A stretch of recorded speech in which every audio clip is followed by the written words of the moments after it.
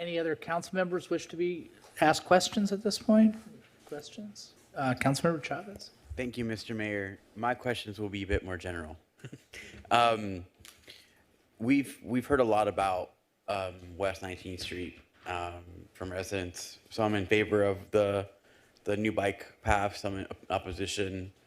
I work at Saber Youth, where I work with all the teenagers in the school district. So they asked me to ask staff what the vision for 19th Street is, because a lot of them ride their e-bikes or bikes, and they have to ride it on the street. And they mentioned that they have to deal with cars honking at them because they're not going fast enough. So what do we have in vision for 19th Street as a city of Costa Mesa?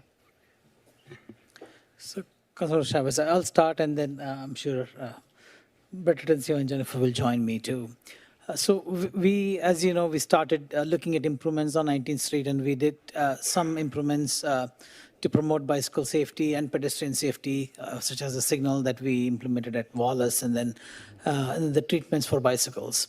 We're continuing to look at adjustments to those improvements based on the comments we received. So you'll see some changes made between Placentia and Federal, for example, where we'll try to restore the center turn lane that would go into the shopping center. So we are working on that plan right now to make some adjustments.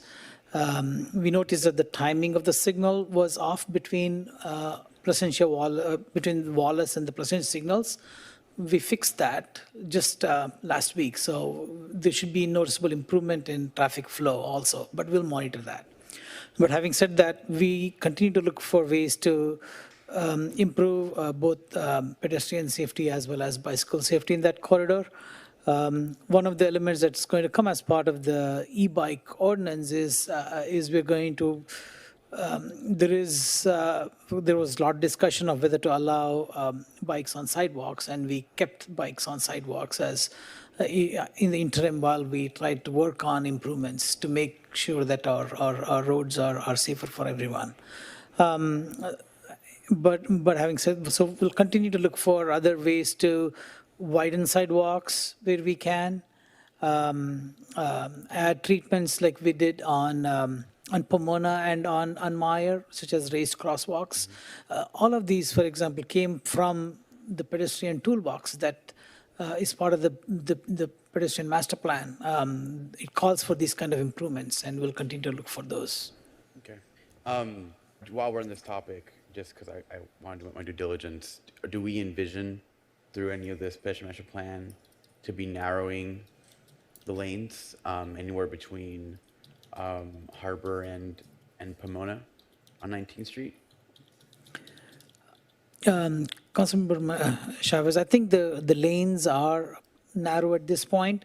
Again, what happens is when we want to make sure that when we narrow, it has to achieve a reasonable objective of giving us enough room for a bike lane.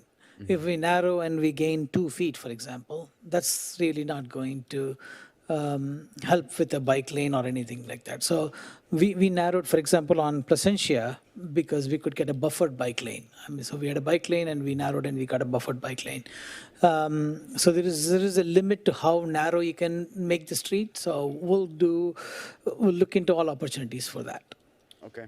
I think, I know it's a question period, but just general comments. All we can do to keep our residents safe, particularly our youth that have to bike to, quite frankly, to school in Newport Harbor, because for some reason South Coast goes over there, is important. And I also want to be mindful of the folks that are coming home from work and not reducing the lanes of traffic. Looking at the chart on page 32, it does appear that there's high volumes of traffic the more east you get on 19th Street closer to the freeway. And I don't know if I'm hearing enough positive feedback from folks on narrowing west of Placentia.